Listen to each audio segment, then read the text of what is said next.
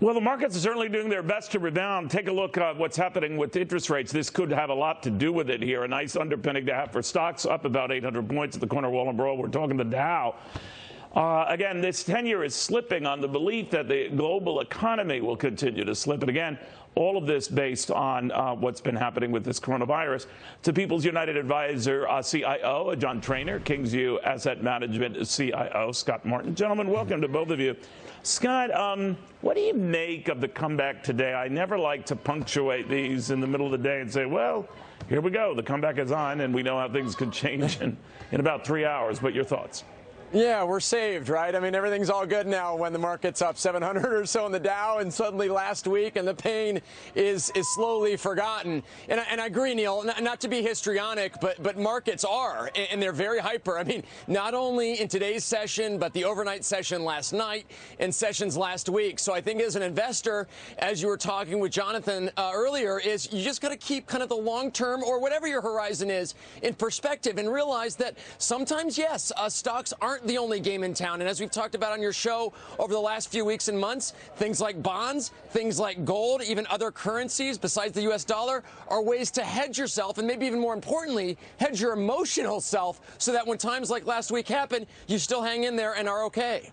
John, a lot of people make a big deal about the correction that we saw. It was certainly one of the faster, if not the fastest correction we've seen in terms of the days that we were at a record and then when we're at a 10% correction. Others want to see a continuation of that cleansing process, if you will, of get us into bear market or close to it as we did in December 2018. And that will actually, make things right. It seems like a leap to me, but your thoughts?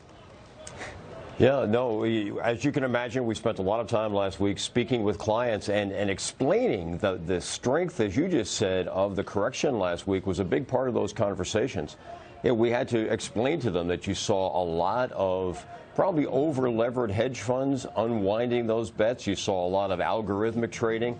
So there was a lot of what we would call sort of non-fundamental, almost panic-type trading last week. So hopefully we get back into, and maybe, today is the first day, but maybe we get back to a little more fundamental trading, which I think could smooth out the market. But just trying to explain what took place last week was really a big part of the conversations that we had with clients.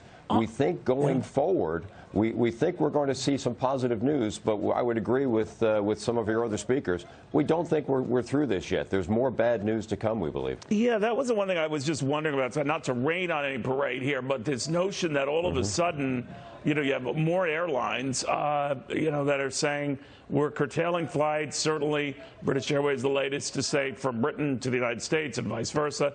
Following on the heels of American and Delta, varying degrees of that. A lot of companies, advising travel restrictions for their own workers, even domestic travel in the case of Amazon, I believe, and Google. That's going to be around a while, isn't it?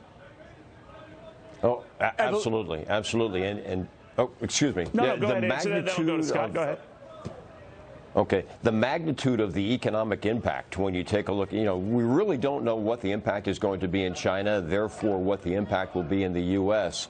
So, yes, you're seeing the airlines, basically it's sort of sell on the rumor here that things are going to be worse than what we certainly are anticipating.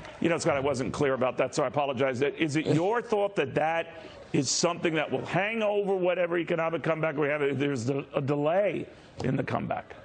Yeah, no problem, Neil. And being in the pits all these years have really damaged my hearing as I get older, so not your fault either. But it's my fault. No, go ahead. Okay, you can take it.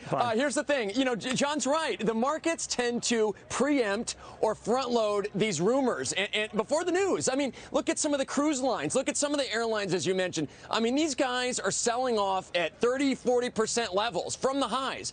And so for the news to be coming out, let's say in a couple months when we actually see the fallout from the lack of travel and the scarcity of demand that may occur from the coronavirus spreading, the reality is once the news is out, it's kind of over.